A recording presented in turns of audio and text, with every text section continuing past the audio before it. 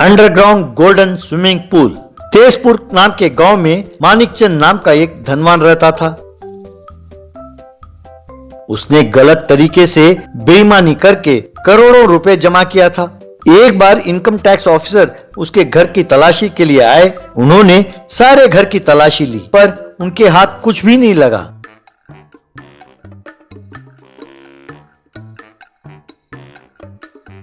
Sir, आप चाहे जितना तलाशी करें, कुछ आपके हाथ नहीं लगने वाला है सर, क्योंकि मेरे पास कुछ भी ऐसा नहीं है सर। वैसे आपके सब्र की मैं प्रशंसा करता हूँ सर। आप महीने में एक बार तलाशी करने जरूर आते हैं सर।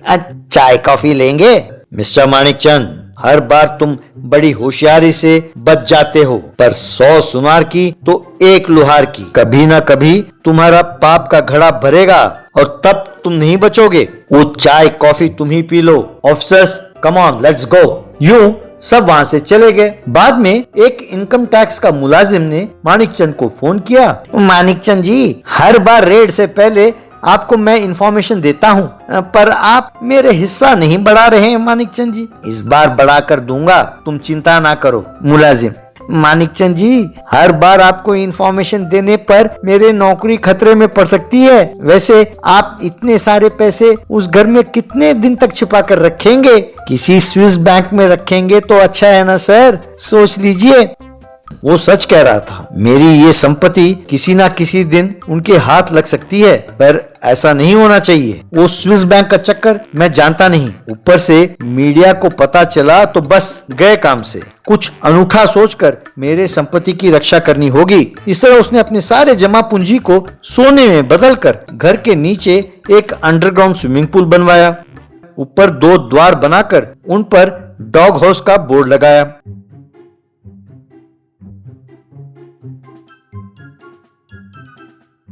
वो हर रोज उस पूल में नहाता था, फिर डॉग हाउस से बाहर निकलता था। वहां रखे कुत्तों को वो बिस्कुट खिलाता था। एक दिन यूं बिस्कुट डालते हुए कोई इसे देखेगा तो उसे शक भी नहीं होगा। वो समझेंगे कि ये डॉग हाउस है। अब इस जन्म में कोई मुझे नहीं पकड़ सकता, ऐसा उसने सोचा। एक बार उसका साला मोटू उसके घर आया। उसे देखकर मानिकचंद, आओ आओ, अभी आए हो क्या? फिर जा कब रहे हो? कैसे इंसान है आप? घर आए मेहमानों से पूछ रहे हो कि कब जा रहे हो?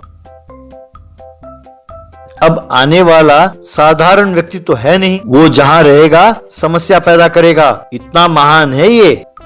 बस कीजिए जीजाजी, आप मेरी यूं तारीफ ना करो, मुझे शर्म आती है। अच्छा, तुमने मेरी बात का ये मतलब निकाला? सब मेरी किस्मत है, कहकर सिर पीट लिया। एक दिन मोटू घर के स्विमिंग पूल के पास खड़ा होकर, ये क्या, आजकल जीजाजी स्विमिंग नहीं कर रहे हैं? वो तो बिना स्विमिंग किए एक दिन भी नहीं रह सकते। क्या हुआ होगा, ऐसा सोचने लगा। तभी मानिकचंद को घर के पीछे जाते हुए देखा, तो ये भी उसका पीछा करने लगा। फिर मानिकचंद डॉग हाउस में प्रवेश कर गया। ये देखकर मोटू, धत, ये क्या जीजाजी, ये क्या कर रहे हैं? इतना बड़ा बंगला होते हुए ये डॉग हाउस में सोते हैं, इसमें क्या बात है? यूं सोचने लगा। फिर वो भी डॉग हाउस के अंदर चला गया। नीचे जाकर देखा तो हैरान हो गया।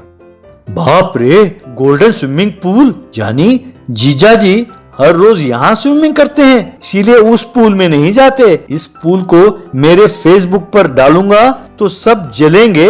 यूं सोचकर पूल का फोटो खींचने लगा। फिर उन्हें फेसबुक पर अपलोड करके देखा, दोस्तों, मेरे जीजाजी का बनाया हुआ गोल्डन स्विमिंग पूल। क्या आप बता सकते हैं कि इसकी कीमत क्या होगी? आप अपने राय को कमेंट्स के रूप में बताइए। आप यदि यहाँ आना चाहें तो लोकेशन भी शेयर कर रहा हूँ, कहकर टाइप किया। इनकम टैक्स ऑफिसर ने फेसबुक में ये फोटो देखा। वो तुरंत पुलिस को लेकर वहां निकला।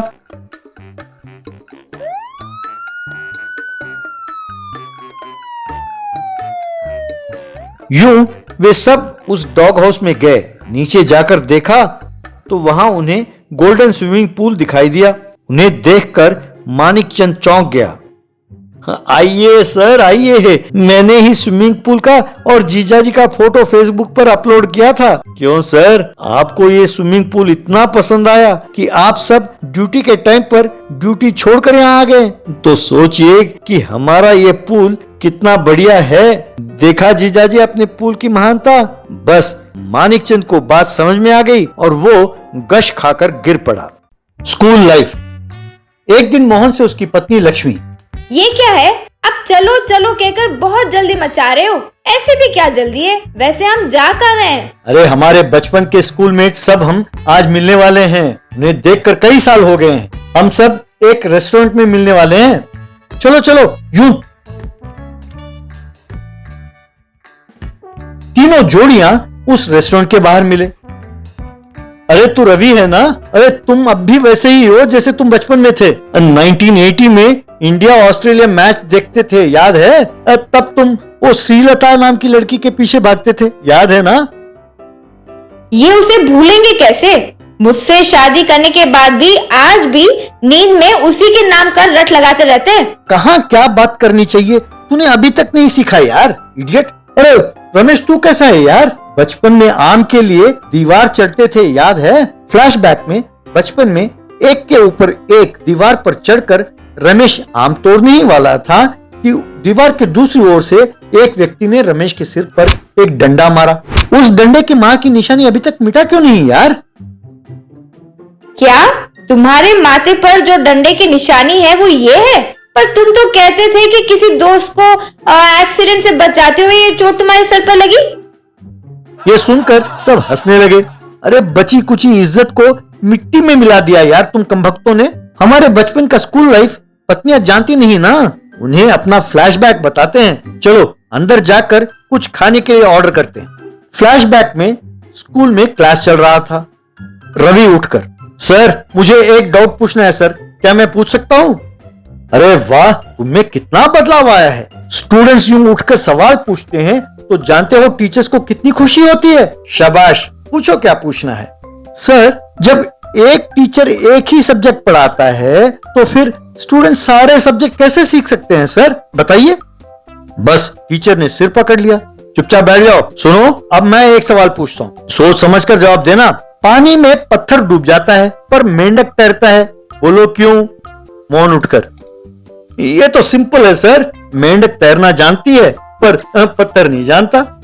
डर, एक और सवाल पूछता हूं, जब कोई सुनने के लिए तैयार ना हो फिर भी वो बोलते जाए, ऐसे व्यक्ति को क्या कहते हैं? रमेश उठकर, उसे टीचर कहते हैं सर। You shut up. तुम बड़े होकर क्या करोगे? शादी करूंगा सर। अरे वो नहीं, तुम बनोगे क्या? दूल्हा बनूंगा। अरे मेरा मतलब ये है कि तुम बड़े होकर क्या हासिल करोगे? मैं पत्नी हासिल करूंगा सर। बड़े होकर माँ बाप के लिए क्या लाओगे? बहू लेकर आऊंगा सर। अरे वो नहीं, तुम्हें सब सवाल ऐसे ही लगते हैं। अरे जब तुम बड़े हो जाओगे तो तुम्हारे पिताजी तुमसे क्या उम्मीद करेंगे? अब पोता या पोती की उम्मीद करेंगे सर, और क्या। अरे कमबख्त, तुम्हारे जीवन का लक्ष्य क्या है? हम दो, हमारे दो। बच्चों एक और सवाल पूछता हूं, जवाब देना। पूछिए सर। क्या तुम भगवान को देख सकते हो? नहीं। क्या तुम भगवान को छू सकते हो? नहीं। यानी भगवान नहीं है ना? सर अब मैं एक सवाल आपसे पूछता हूं, आप जवाब दीजिए सर। क्या आप अपना दिमाग देख सकते हैं? नहीं। क्या आप अपने दिमाग को छू सकते हैं? नहीं। यानी आपका दिमाग नहीं है ना सर? बच्चे सारे हंसने लगे। टीचर गश खाकर गिर गया। वर्तमान में सब दोस्त पुरानी यादों को ताजा करने लगे और हंसने लगे।